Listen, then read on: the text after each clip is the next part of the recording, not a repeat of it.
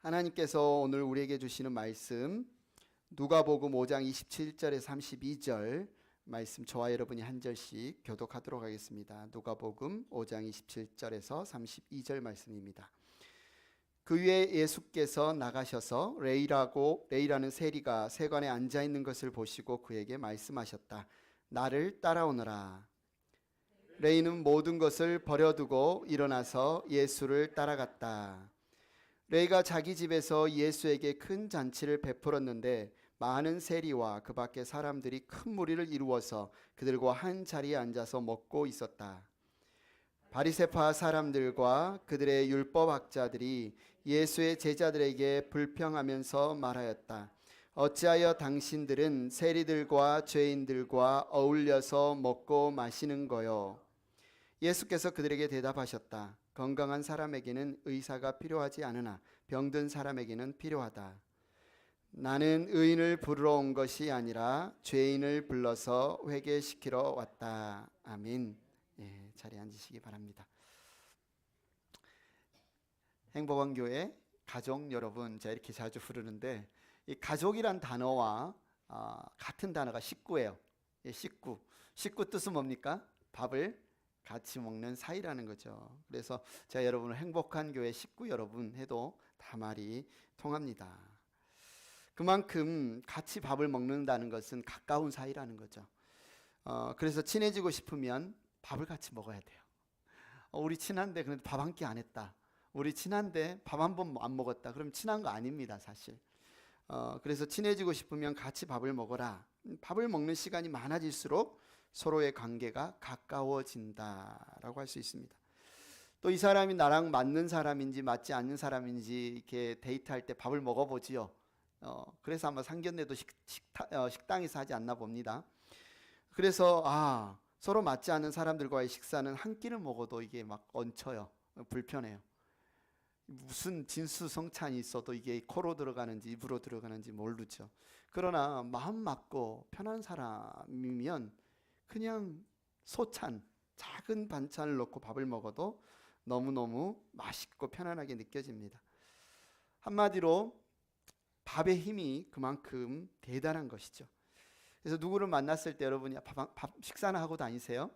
밥 먹고 다니세요? 물어보는 것은 정말 따뜻한 관심일 수 있어요. 그래서 내가 당신과 친해지고 싶습니다 라는 말은 내가 당신에게 나의 식탁을 오픈하고 싶습니다.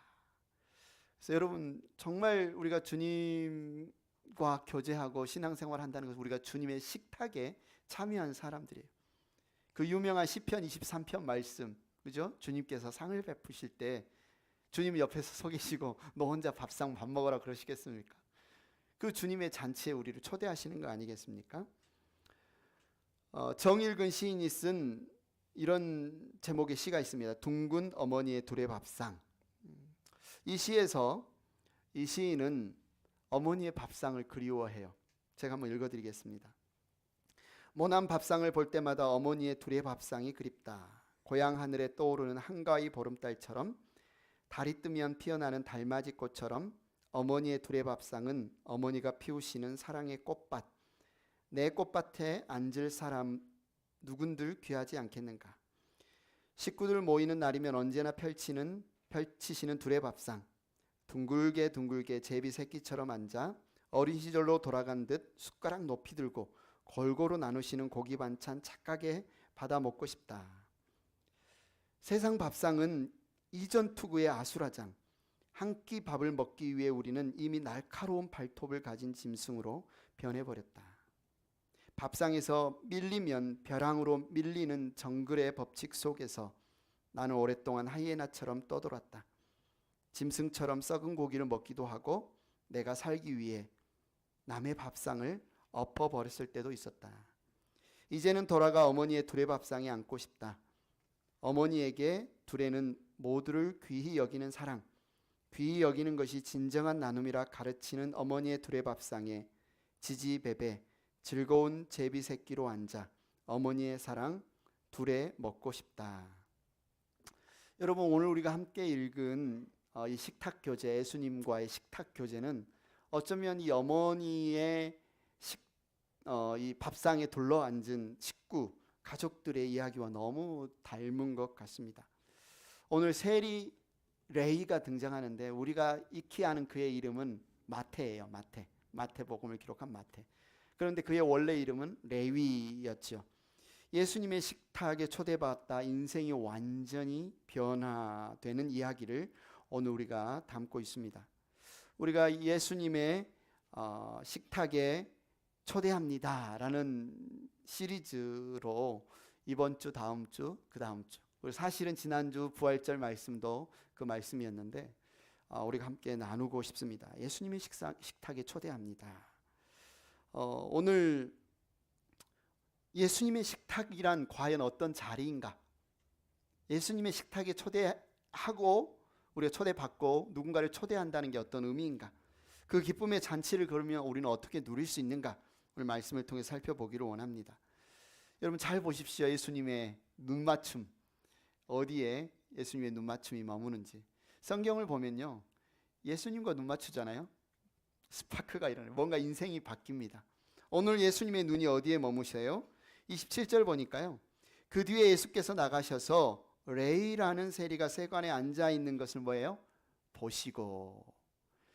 세관이에요.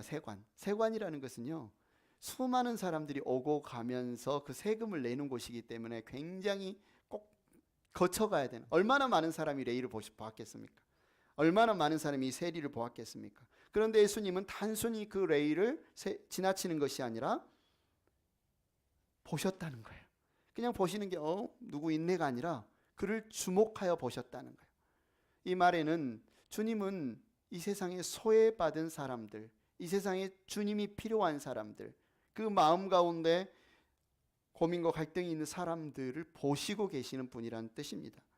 예수님께서 단지 레이를 보시는데 세리구나, 매국노구나, 이렇게 생겼구나, 그의 외모나 직업만을 보시는 것이 아니라 예수님이 레이를 보셨을 때 뭘 보셨을까요?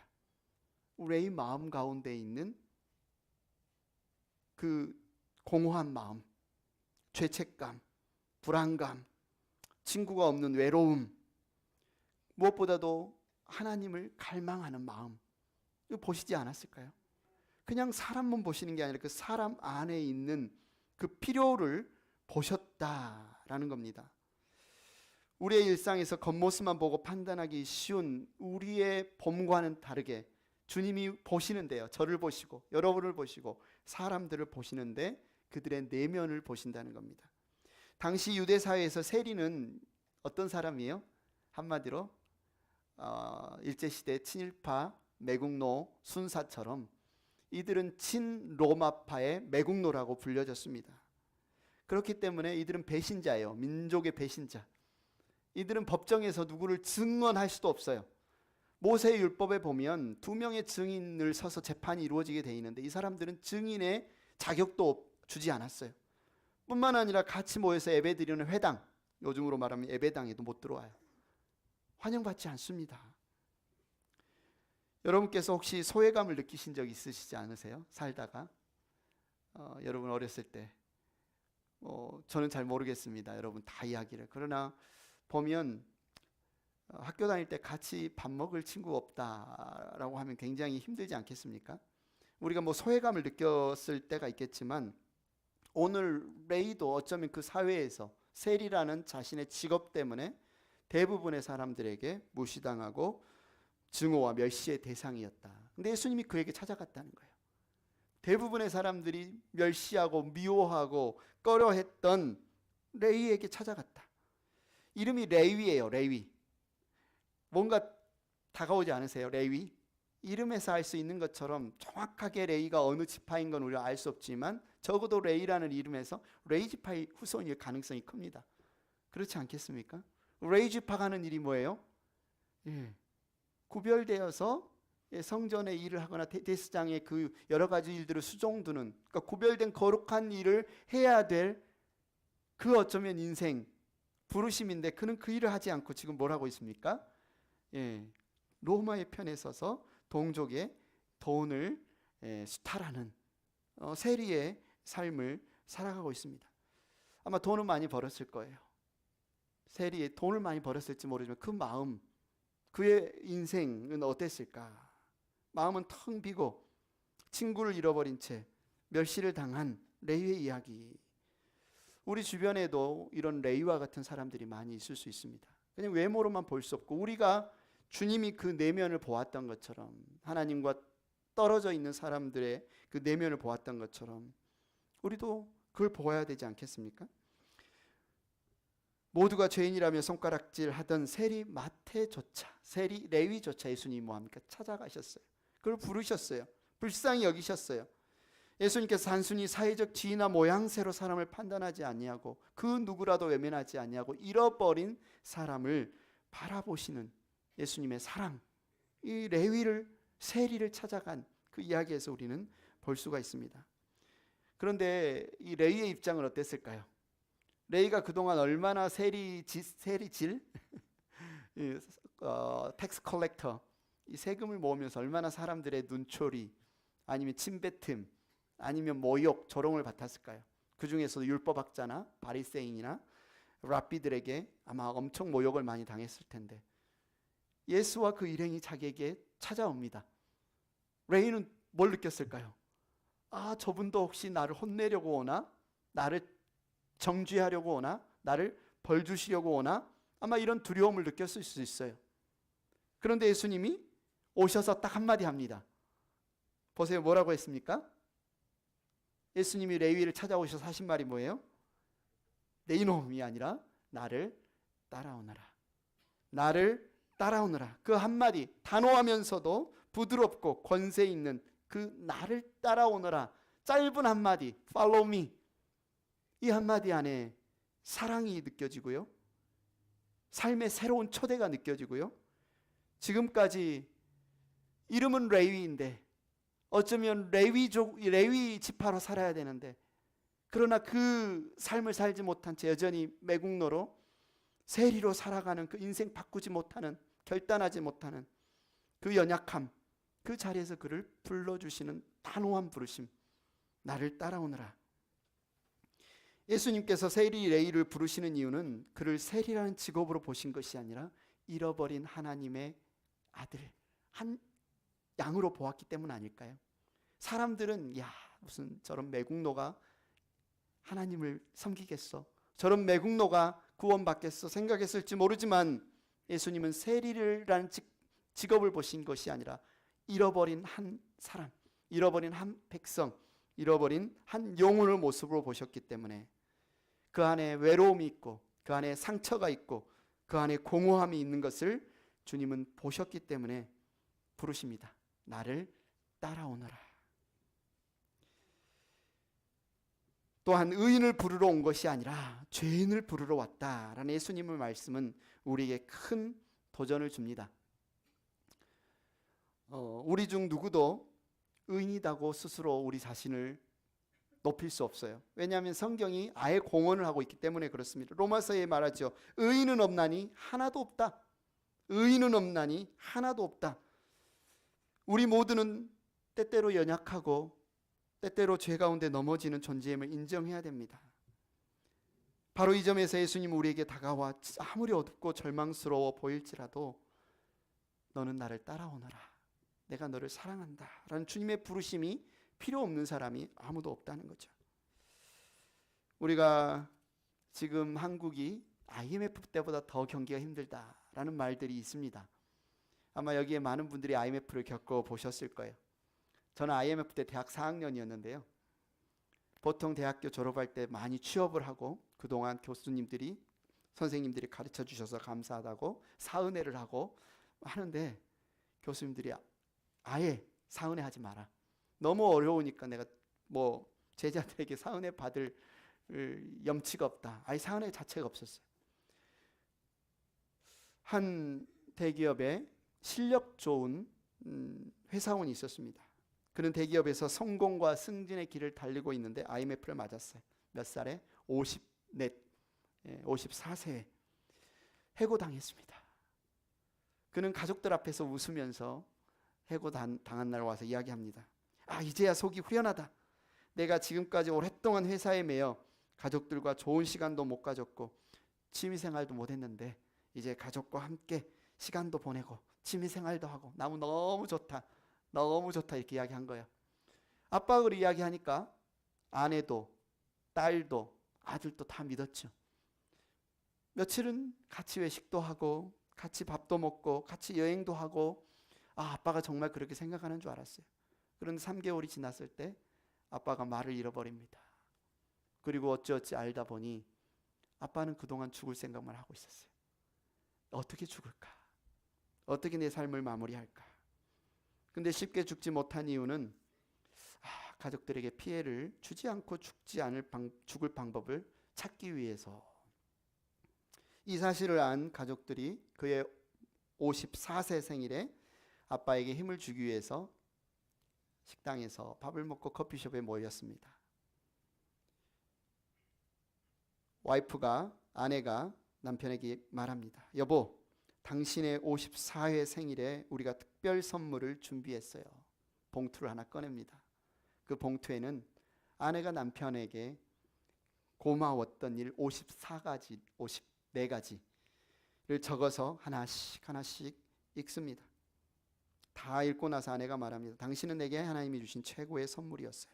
이어서 딸이 아빠에게 고마운 54가지의 일을 또 하나씩 읽고, 저를 이만큼 키워주신 아빠가 너무 자랑스러워요. 아빠의 눈에 눈물이 맺히기 시작하죠. 고등학생 아들이 또 54가지 아빠에게 고마운 이야기를 하나씩 읽고 나서 아빠는 우리의 가정의 보석입니다. 결국 아빠가 참지 못하고 눈물을 흘렸어요. 그의 마음 가운데는 그의 평생을 바쳐서 그의 프라이드고 그의 인생의 전부처럼 여겨졌던 직장에서 해고당한 그 부끄러움, 그 무기력함 때문에 어떻게 죽을까 완전히 무너져서 자존심도 무너지고 다 무너졌는데, 이날 내게 아직 소중한 게 있구나, 내게 아직 소중한 게 있구나, 가족이 있구나, 더 이상 무너지지 않기로 다시 일어설 수 있는 힘을 얻는 시간이었습니다. 우리가 살다 보면 누구나 좌절의 때가 있죠. 그래도 사는 길은 있습니다. 왜요?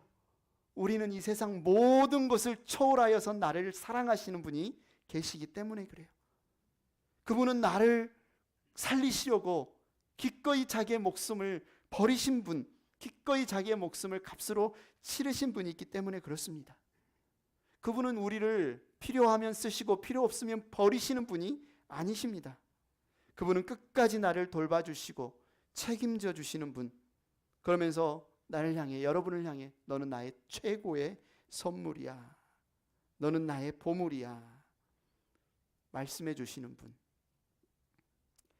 여러분, 우리가 살다 보면 믿었던, 내가 의지했던 것들을 직장에서 해고당하거나 큰 돈을 잃어버리거나 건강을 잃거나 이랬던 경험들이 있습니다. 아니면 믿었던 사람, 저도 교회에서 목회하다 보면 가끔씩 사랑하는 가족이 한 분씩 여러 가지 이유로 떠나갈 때 너무 힘들어요. 너무 아파. 여러분도 아마 그럴 거예요.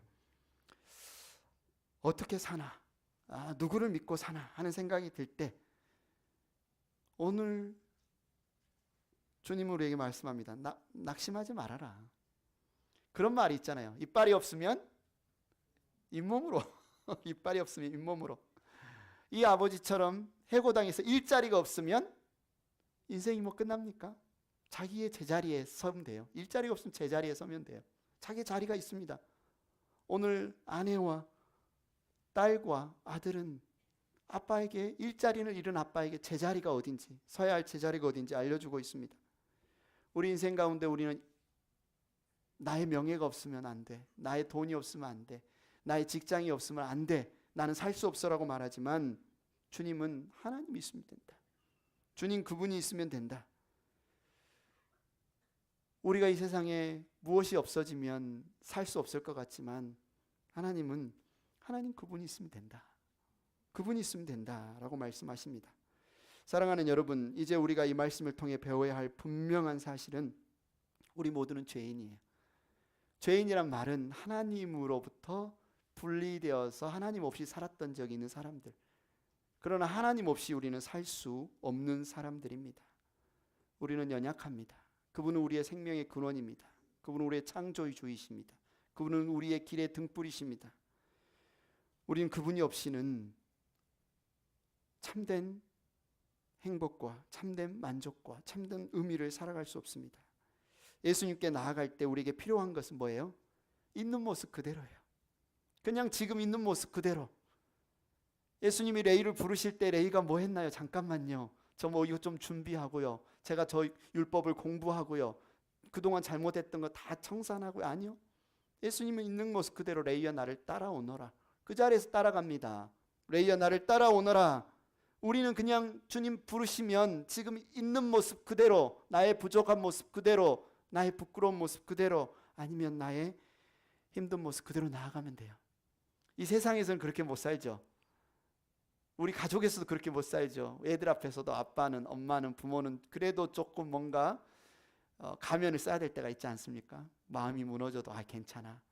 세상에서도 어느 정도 가면을 쓰고 나의 연약함을 숨기고 감추고 살아가야 할 때가 많습니다. 그러나 주님 앞에서는, 하나님 앞에서는 있는 모습 그대로 나아가면 돼요. 예수님이 십자가에 못 박히셨어요. 좌우에 강도들이 십자가에 못 박혔습니다. 죄인이잖아요. 명확하잖아요. 사형 선고를 받았고 죽어가고 있잖아요. 뭐 감출 것도 없잖아요. 강도 중에 한 명이 주님께 말합니다. 예수님, 제발 저를 기억해 주세요. 예수님, 부인했나? 이 사형수야, 이 죄인아, 어디서 감히 나에게 그런 아니요. 죄가 분명하고 죽어가는 그의 기도를 주님이 외면하지 않으십니다. 내가 낙원에 있을 때 네가 나와 함께 있으리라. 그를 있는 모습 그대로 받아주시는 주님께 우리가 할 일은 뭐예요? 나아가는 겁니다. 우리가 가진 연약함과 고통, 외로움 속에서 예수님이 보세요. 여러분을 보세요. 부르세요. 나를 따라오너라. 나를 따라오너라. 여러분 모두는 주님께서 가장 소중한 자로, 값진 보물로 여기시는 사실을 잊지 마시기 바랍니다. 레이를 부르신 분이 여러분을 부르셨어요. 그런데요, 예수님께서 죄인에게 시선을 두고 나를 따라오너라 부르시는 것은요, 그냥 같이 걷자, 같이 우리 산책하자, 운동하자가 아니라 그 인생의 새로운 삶을 살게 하시는 약속이라는 거예요. 오늘 27절 본문을 보세요. 그 뒤에 예수께서 나가셔서 레이라는 세리가 세관에 앉아 있는 것을 보시고 그에게 말씀하셨다. 나를 따라오너라. 28절, 레이는 모든 것을 버려두고 일어나서 예수를 따라갔다. 우리도 가끔 그런 생각을 할 때가 있지 않습니까? 인생을 살다 보면 내가 지금까지 살아왔던 과거, 실수, 실패, 아니면 지금 살고 있는 이 삶에서 좀 벗어나서 정말 저도 좀 새롭게 살고 싶습니다. 다르게 살고 싶습니다. 새로 시작하고 싶습니다. 이런 마음이 들 때 있지 않습니까? 예수님의 부르심이 바로 그러한 결단의 초대라는 거예요. 레이의 외모나 직업을 보지 않으시고 레이의 내면의 그 마음을 보셨습니다. 레이는 어떻게 그렇게 바로 일어서서 갔을까? 주님이 아셨다는 거예요.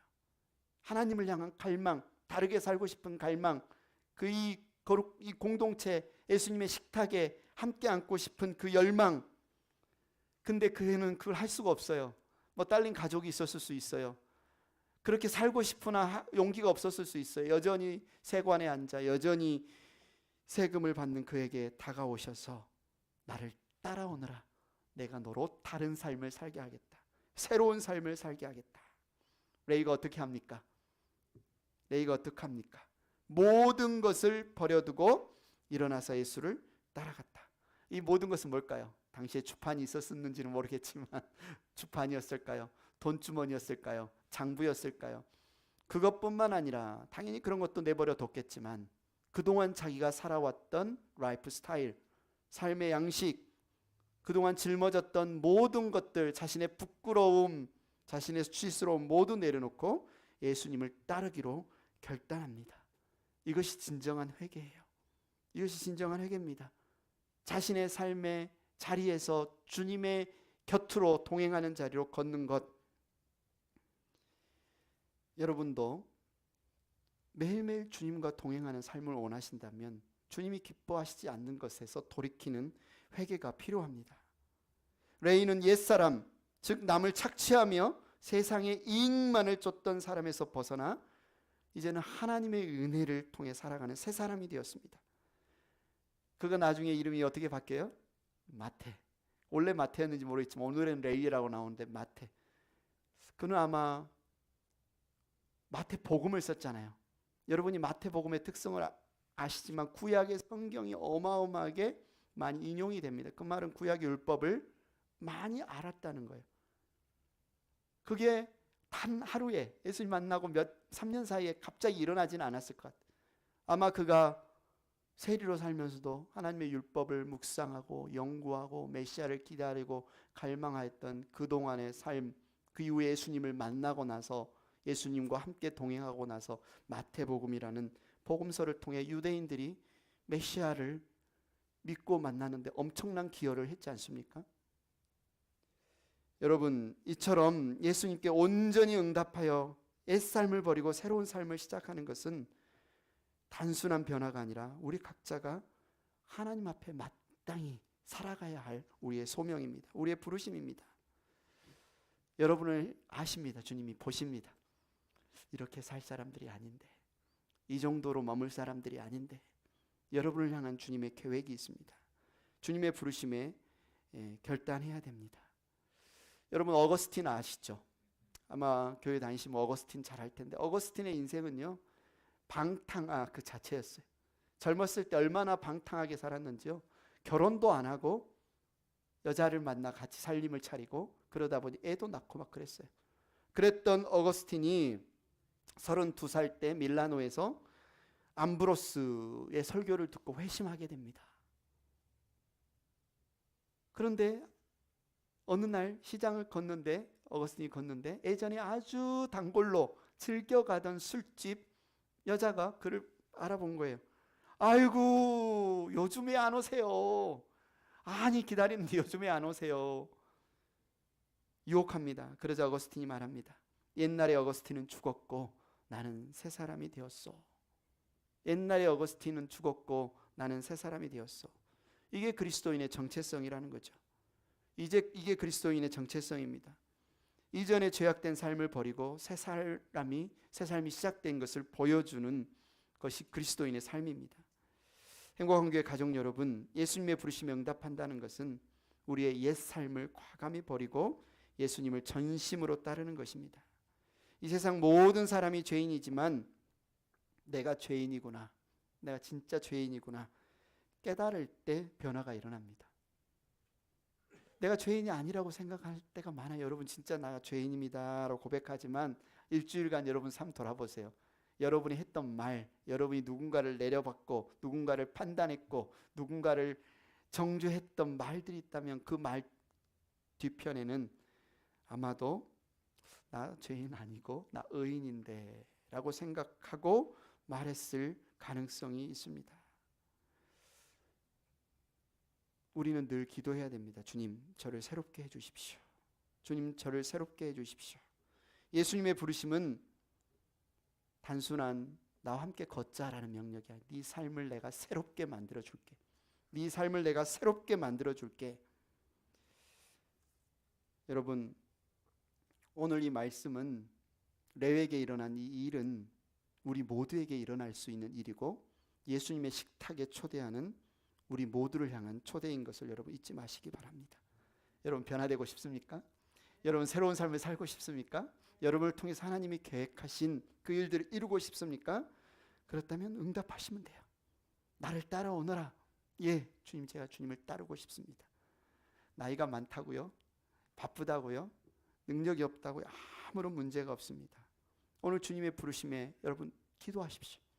제가 주님과 함께 걷고 싶습니다. 제 삶을 통해 주님 놀라운 일을 하고 싶습니다. 예수님의 부르심에 응답하여 새 삶을 시작한 레이는 예수님을 위해 이제 무슨 일을 하냐면 자기 집을 오픈합니다. 식탁을 오픈합니다. 이 잔치를 엽니다. 예수님을 만나 너무 기뻐요. 내 삶이 바뀌었어요. 새 생명을 얻었어요. 나는 다시 태어났어요. 마치 영적인 생일잔치와 같은 이 잔치를 벌립니다. 근데 예수님만 부르고 제자들만 불러서 잔치를 벌리는 게 아니라 자기와 같이 세리를 했던 세리들 그리고 다른 사람들을 다 불러서 잔치를 벌입니다. 29절에 말하죠. 이 장면을 한번 여러분 생각해 보십시오. 예수님이 계신 식탁, 예수님의 제자들이 있는 식탁, 거기에 레위가 있고 레위와 같은 다른 세리들이 모이는 식탁.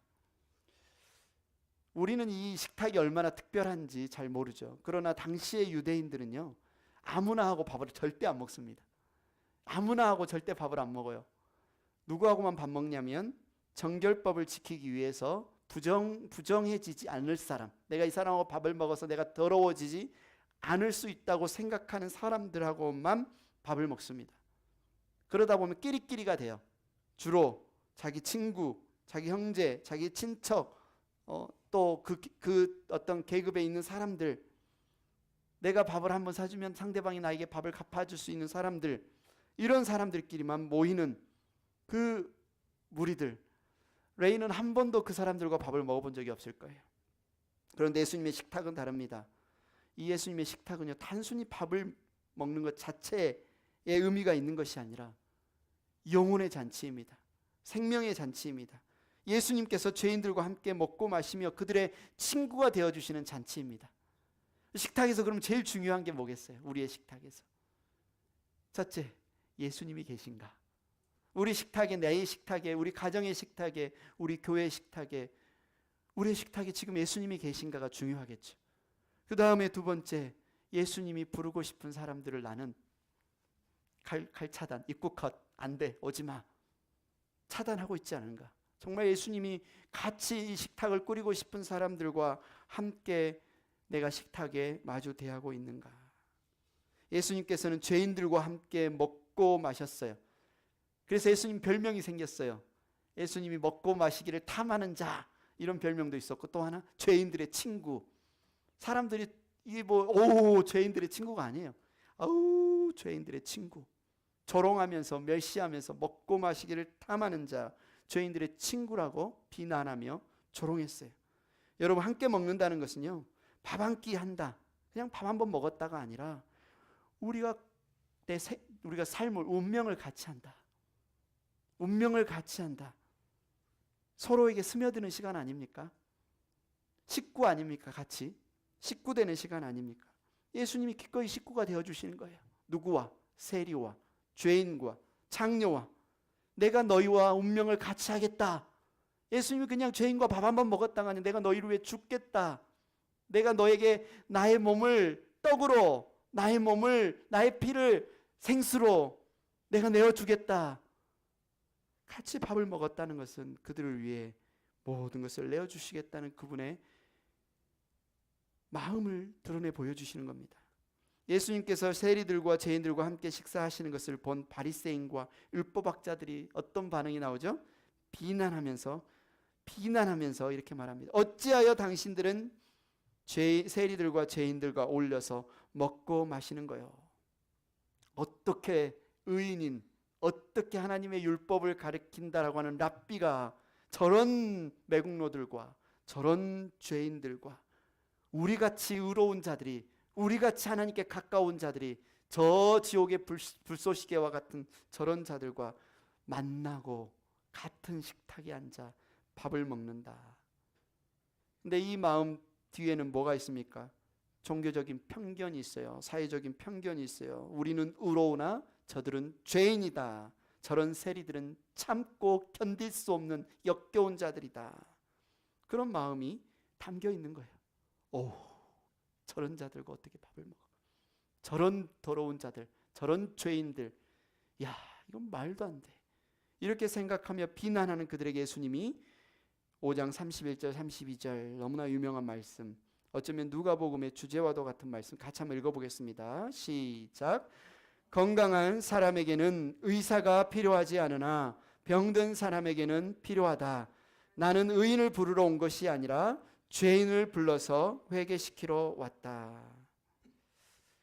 여러분, 우리가 성경을 읽다 보면 은근히 우리는 바리새인이나 율법학자에 우리 자신을 대입을 잘 안 시켜요.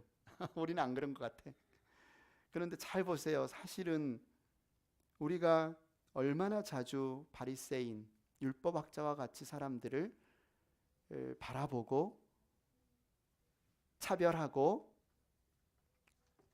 거리 두고 어떻게 저런 자들과 타인종, 아프리칸 아메리칸, 히스패닉, 아니면 정치적으로 다른 견해 갖고 있는 사람들, 아니면 홈리스, 여러분 얼마나 많은 그들을 보면서 바리새인과 아니면 율법학자와 같이 우리가 말하고 그들을 멸시하고 그들과 거리를 두려고 했었는지 여러분 잘 살펴보시기 바랍니다.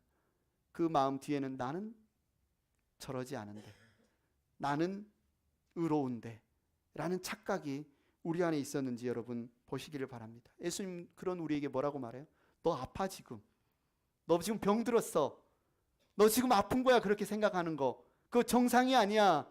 그건 옳지 않은 거야. 내가 그런 아픈 너를 위해서, 그런 죄 가운데 있는 너를 위해서 왔다 라는 사실이 여러분 가운데 믿어지지 않으면, 아멘이 되지 않으면 지금 예수님 곁에 있는 게 아니에요. 예수님은 죄인인 자를 위해 왔어요. 아픈 사람을 위해 왔어요. 고치시기 위해 왔어요. 내가 죄인이기 때문에 십자가에 죽으신 거예요. 여러분, 예수님께서 세리와 죄인들과 함께 식사하신 것은 단순한 사교 모임이 아닙니다. 죄인들을 구원하고 회복시키기 위해서입니다. 그들과 한 가족이 되기 위해서입니다. 한 몸의 지체가 되기 위해서 기꺼이 자기를 낮추시고 인간이 되셨다가 인간이 아니라 죄인의 자리에 함께 그들과 함께 식사하시고 죽기까지 사랑하신 것을 여러분 잊지 마시기 바랍니다. 그런데 놀라운 게 있어요. 레이가 그걸 알았어요. 이 식탁의 의미를 알았어요. 예수님이 레이를 나를 따라오너라 하고 레이가 자기의 모든 것을 버려놓고 예수님을 쫓았는데 가장 먼저 한 것이 뭐냐면 그 식탁에 잔치를 열고 친구들을 초대한 거예요. 식탁에 초대하는 모든 구별, 장별, 차별을 무너뜨려 버리신 그 예수님을 본받아 자신과 같은 죄인들을 기쁜 마음으로 초청해서 잔치를 열립니다. 랍비가 있습니다. 메시아 예수님이 계십니다. 그의 제자들이 있습니다. 그의 부름받은 새로운 제자가 된 레이가 그 자리에 있습니다. 이렇게만 모였으면 그런데 거기서 그치지 않습니다. 레위의 친구인 또 다른 죄인인 세리들과 다른 사람들이라고 했지만 아마 또 죄인이라고 불리는 사람들, 그 자리에 모여서 함께 밥을 먹고 예수님을 만나고, 예수님은 우리의 있는 모습 그대로 받아주시고 용서하시고 새롭게 우리를 바꾸시는 그 삶의 자리에 우리를 초대하실 뿐만 아니라 우리를 통해서 또 다른 사람들을 초대하기를 원하시는 거예요. 또 다른 세리 이야기가 있죠, 성경에. 누가 있습니까? 삭개오. 키가 작았어요. 사람들이 너무 크니까 안 보여요. 그래서 어디로 올라갑니까? 뽕나무. 눈 한번 마주치고 싶어. 지금 주님 한번 보고 싶은 삭개오. 그런데 주님이 그냥 안 가시고 세관에 있는 레이를 보신 것처럼, 그 내면을 보신 것처럼, 하나님을 열망하는 마음을 보신 것처럼 삭개오를 봅니다. 그냥 뽕나무에 키 작은 사람 올라가 있네가 아니라 그 안에 주님을 열망하고 그 안에 그 부끄러움과 그 수치스러움과 변화하고 싶은 열망을 보고 뭐라고 해요? 삭개오야, 너희 집에 가서 밥 한 끼 하자. 삭개오야, 오늘 내가 너희 집에 유하여야겠다는 뜻은 그 말이에요. 내가 너희 집에 가서 너랑 같이 밥 한 끼 하고 너희 집에서 같이 하루 쉬겠다. 밥이나 같이 먹자. 예수님께서 그리고 그 집에 들어갑니다. 사람들은 아주 뒤집어졌죠. 아니, 세리장 삭개오의 집에 저 예수께서 들어가신다고? 근데 이 만남이 어떤 변화가 일어납니까? 삭개오는 잃었던 사람입니다. 그런데 예수님이 그곳에 들어가면서 그는 구원받은 사람이 되었습니다. 변화가 시작되었습니다. 삭개오는 예수님을 만난 후 자신의 죄를 회개합니다. 자기가 그동안 다른 사람의 것을 억지로 훔쳤다면 4배로 갚겠다고 말합니다. 자신의 재산을 절반을 나눠서 가난한 자를 돕겠다고 결단합니다. 예수님이 선언합니다. 너는 이제 아브라함의 공동체, 자손 안으로 들어왔다. 레이도 그래요. 뭔가 변화되고 나서 깨끗해지고 나서 예수님께 나간 게 아니에요. 있는 모습 그대로 예수님을 만났을 때 그 삶 자체가 변화되었습니다. 삭개오도 그렇습니다. 여러분, 우리의 삶도 예수님의 식탁처럼 되어야 한다고 생각합니다. 예수님 안에서 받은 은혜를 다른 이들에게 전하고 초대하는 삶을 살아야 됩니다. 여러분의 식탁을 오픈하고 싶지 않으십니까? 다 하는데 밥 먹을 때만 편하게 먹어야지. 근데 예수님은 기꺼이 자신의 식탁을 오픈하시고, 예수님께 부름받았던 레이는 기꺼이 자신의 식탁을 오픈해서 다른 이들을 초대했습니다. 이 식탁 잔치는 레이가 예수님을 믿고 변화되었음을 모든 이들에게 공표하는 자리였어요. 그냥 밥 먹는 자리가 아니라 나 주님의 제자 되었어요. 또 예수님을 만난 기쁨을 친구들에게 간증하는 자리였어요. 주님이 나를 먼저 찾아오셔서 나를 따라오너라 말씀하셨을 때, 그동안 내가 그렇게 열망하던 일이 내 안에 일어났을 때 당신들도 주님의 부르심에 따르시오라고 간증하는 시간이었어요. 여러분, 주님이 여러분을 주님의 식탁으로 불러주셨습니까? 우리의 간증문을 적으면서 그 많은 간증을 들었는데, 그렇다면 이제 우리가 어떻게 해야 되겠습니까? 우리의 식탁을 통해서 주님께로 다른 이들을 초대해야 되지 않겠습니까? 우리 집은 너무 작아요. 우리의 식탁은 너무 작아요. 저는 음식 솜씨가 없어요. 힘이 크고 작은 거 상관이 없습니다. 예수님 안에서 사랑을 그대로 하나님의 영광을 드러내면서 믿지 않는 이들에게 우리가 드러내 보이면 됩니다. 행복한 교회 가족 여러분, 예수님의 식탁은 죄인을 정죄하는 것이 아닙니다. 주님은 죄인을 보시고 그에게 하나님의 필요가 있음을 보시고 그들을 부르셨고, 그들은 있는 모습 그대로 주님께 나아갔습니다. 예수님의 식탁은 우리 각자를 초대할 뿐만 아니라 그 식탁에 참여하고 있지 못한 이들을 초대하고 있습니다. 나를 따라오너라. 우리는 이 부르심에 응답하여서 예수님을 따르는 은혜가 저와 여러분의 삶에 충만하기를 원합니다. 찬양팀 앞으로 나오시고요. 우리 모두가 세상 속에서 예수님의 식탁처럼 다른 사람들을 용납할 수 있었으면 좋겠습니다. 다른 사람들을 초대할 수 있었으면 좋겠습니다. 내가 의인을 부르러 온 것이 아니라 죄인을 불러 회개시키러 왔다라는 주님의 음성이 우리의 삶을 통해서 식탁 교제로 드러날 수 있기를 축원합니다.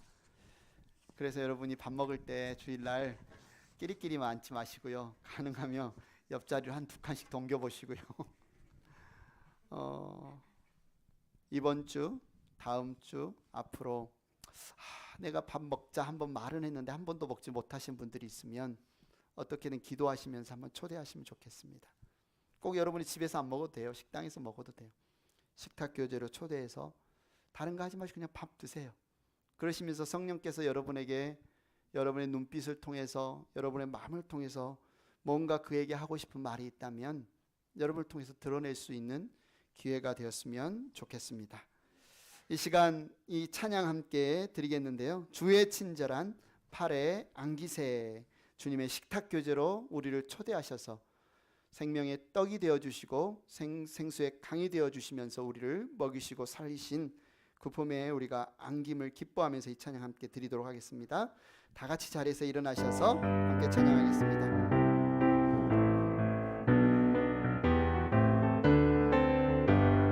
주의 친절한 팔에 안기세, 우리 마음이 평안하리니 항상 기쁘고 복이 되겠네.